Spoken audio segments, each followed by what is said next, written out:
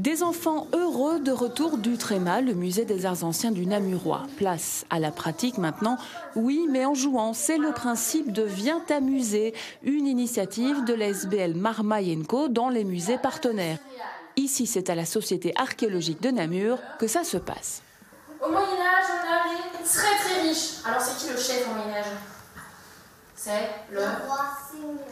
Le seigneur, le roi. On est allé voir l'armure qui est exposée au musée des arts anciens. Et là, je leur ai raconté une petite histoire de Wilfrid, qui est un petit garçon du Moyen-Âge.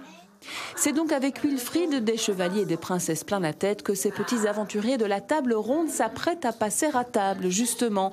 C'est que l'atelier du jour a pour thème « À table avec les chevaliers ». Mais avant cela, quelques petits quiz, histoire d'en apprendre un peu plus encore sur l'histoire.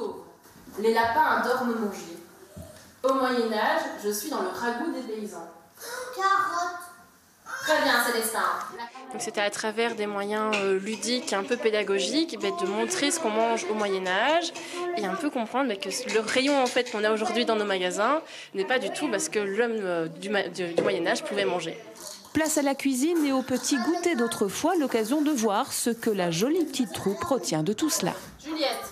Il mangeait du porc avec un casque dessus, avec un bouclier devant.